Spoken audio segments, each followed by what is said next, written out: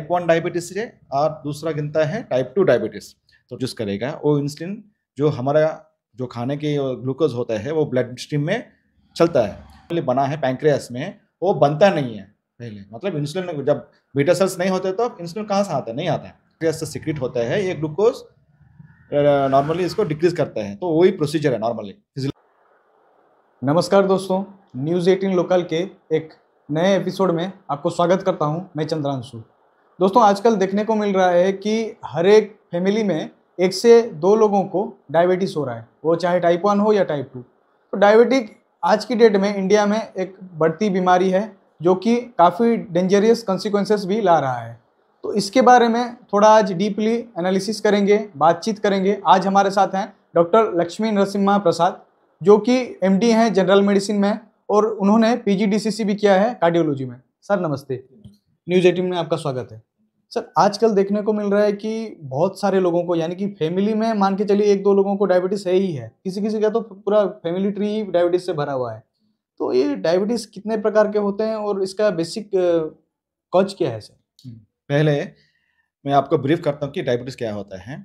Diabetes कुछ नहीं है, जो हमारा नॉर्मल इंसान जो होता है वो इंसान को पैंक्रियास एक ग्रंथ होता है, उस ग्रंथ से बीटा सेल्स करके उस बीटा सेल्स ने इंसुलिन प्रोड्यूस करेगा। वो इंसुलिन जो हमारा जो खाने के ग्लूकोज होता है वो ब्लड स्ट्रीम में चलता है।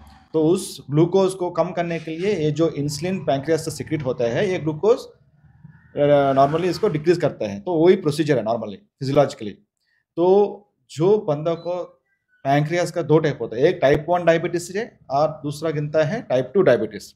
तो टाइप 1 डायबिटीज में क्या होता है कि जो बीटा सेल्स नॉर्मली बना है पैंक्रियास में वो बनता नहीं है पहले। मतलब इंसुलिन जब बीटा सेल्स नहीं होते तो इंसुलिन कहाँ से आता है, नहीं आता है। तो वो 1 साल से न्यूनेट, मतलब एक अभी फर्स्ट मंथ से 30 साल के अंदर जो इंसुलिन से प्रॉब्लम होता है उनको टाइप 1 डायबिटीज गिनता है। और टाइप 2 डायबिटीज जो होता है वो एक्वायर्ड होता है।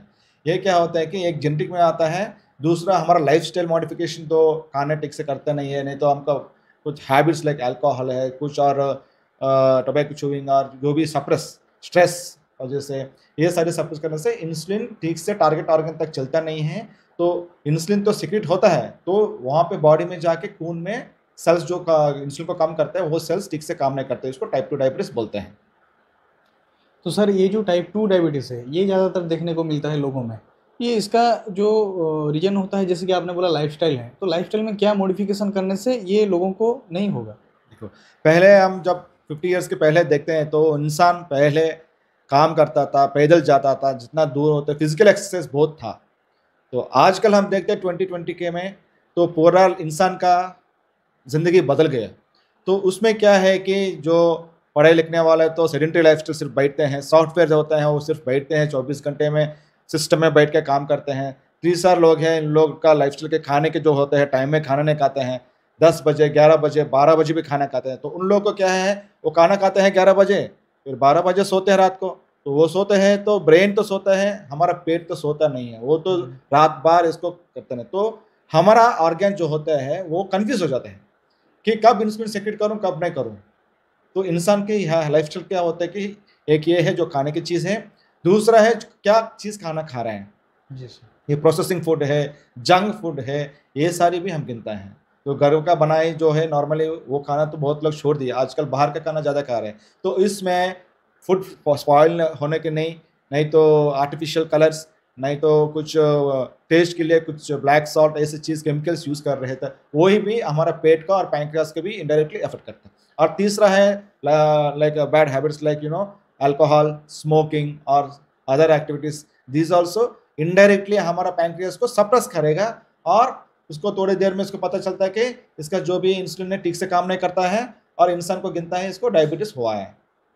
तो आजकल हम गिनते हैं तो इंडिया में 35 मिलियन लोग शुगर से बहुत तकलीफ हो रहे हैं। तो ये जो लाइफस्टाइल मॉडिफिकेशन होता है कि पहले इंसान को पहले पता होना चाहिए कि व्याधि क्या हो रहा है, अवगाहन होना चाहिए कि व्याधि के बारे में पूरा अवगाहन होना चाहिए कि ये डायबिटीज़ क्यों हुआ मेरे को क्यों हुआ है। कि पहले मेरा फादर पिताजी से हेरिडिटी से आया, नहीं तो मेरा लाइफस्टाइल मॉडिफिकेशन मतलब खाना पीना और कुछ अदर रिस्क फैक्टर्स वजह से हुआ है, हार्मोनल इम्बैलेंस वजह से हुआ है, किस वजह से हुआ है, पहले इसको पहले पता होने से फिर इसको व्याधि में जो भी डॉक्टर इलाज करता है और इसका अवगाहन से इसको कम कर सकते हैं। और कहीं कहीं लोग 10% लोग जो प्री डायबिटीज बोलते हैं, उन लोग बिना टैबलेट भी उन लोग मेंटेन कर सकते हैं।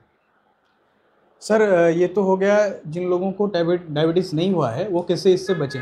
तो जिन लोगों को ऑलरेडी हो चुका है सर, उनको क्या क्या सावधानी बरतनी चाहिए? हमारे जो दर्शक बैठे हैं, जिन लोगों को जैसे आपने बोला मैक्सिमम लोगों को आजकल डायबिटीज़ हो रहा है, एज मैटर नहीं करता है, तो वो क्या क्या करके अपने आप को हेल्दी रख सकते हैं?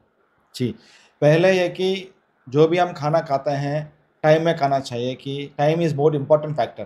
क्योंकि मॉर्निंग 7 to 9 तो ब्रेकफास्ट करना चाहिए, वो भी हेल्दी मिलेट्स। देखो अभी आजकल, पहले पुराना हम सुनता है कि 50 ईयर्स एगो हमारा जो पिताजी था, हमारा जो ग्रैंडफादर था, तो उन लोग क्या खाता था, मिलेट्स खाता था। पहले राइस चावल नहीं था, रोटी भी नहीं था ज़्यादा, ये मिलेट्स खाने से इन लोग को हेल्थ बहुत अच्छा था। तो पहले इंसान को क्या है कि oil free, like soft diet, नहीं तो इडली, नहीं तो मिलेट्स जो बना हुआ है वो खाना लेने से अच्छा होगा। नहीं तो कम से कम जो भी घर में मिलेगा, घर में बनाए खाना, वो भी टाइम में खाने से भी अच्छा चलेगा। और लंच ब्रेक में भी ऐसे टाइम में 1 to 2 से आगे नहीं खाना चाहिए। और रात को 8 से 9 के अंदर खाने से पहले हमारा बॉडी को कि एक एक्वायर सिस्टम होता है कि इसी टाइम में वो खाना खा रहे हैं, उसी टाइम में इंसुलिन प्रोड्यूस करेगा और फिट में रहेगा। और दूसरा, जितना खा रहे हैं उतना कैलोरीज बर्न करने भी पड़ता है। कि देखो मैं ज़्यादा खाता हूँ फिर मैं बैठता हूँ, तो क्या होता है कि मेटाबॉलिज्म डिसऑर्डर आ जाते हैं। मेटाबॉलिज्म डिसऑर्डर आ जाता है, जो इंसुलिन जितना बना है उतना तो बाकी जो है वो फैट में बन जाता है और वेट बढ़ जाता है। वेट बढ़ने से फिर 2-3 साल के बाद इसके इंसुलिन भी कम हो जाते हैं। तो exercise is also important factor आजकल, क्योंकि आजकल हम एसी, नहीं तो टू व्हीलर, नहीं तो साइकिल बाइसाइकिल, और नहीं तो हम पूरा सेडेंटरी लाइफस्टाइल में है। ये सारी चीज़ के हम इंसान, नया इंसान जो मॉडर्न एज में हैबिट हो गया। तो इसके लिए है, पहले जहाँ पे 1-2 किलोमीटर के जो भी काम है, पैदल जाने से आपका हेल्दी लाइफस्टाइल होगा, आपको अर्ली डायबिटीज़ भी नहीं होगा। पहले मान लो कि आपका फैमिली हिस्ट्री है, नहीं तो आपका जो मेटाबॉलिज्म डिसऑर्डर है वो तो अच्छा रहेगा, आपका शरीर को कैलोरीज बर्न करेगा जितना आप खा रहे हैं। तो इसी हिसाब से आप चलना पड़ता है कि जो मुँह से ले रहे हैं वो हेल्थ है, उसको चॉइस भी करना पड़ता है। और एक्सरसाइज इज मैंडेटरी आजकल, वो एक्सरसाइज करने से अच्छा है। और फ्रूट्स, ज़्यादा फ्रूट्स के खाने में ध्यान देना चाहिए। और जो नहीं खाना चाहिए कि प्रोसेसिंग फूड पूरा बंद करना चाहिए। और जो भी जंक फूड होता है वो तो दूर रहने से ही आजकल हो, क्योंकि हमारे इंडिया में पहले 10 साल के पहले वेस्टर्न कल्चर नहीं था, तो अभी हम एक्वायर कर रहे हैं वेस्टर्न कल्चर को। जो जंक फूड है, प्रोसेसिंग फूड है, जो केमिकल टेस्ट पाउडर्स है, ये सारे दूर करने से भी हम आगे इसको दूर रख सकते हैं। तो दोस्तों आप लोग देख सकते हैं, हम लोग बात कर रहे थे एक एक्सपीरियंस्ड एमडी से, जो कि हमें काफ़ी सारे टिप्स दिए। अगर आपको डायबिटीज़ है तो आप क्या कर सकते हैं, अगर नहीं है, आप प्री डायबिटिक हो तो क्या करके इससे बच सकते हैं।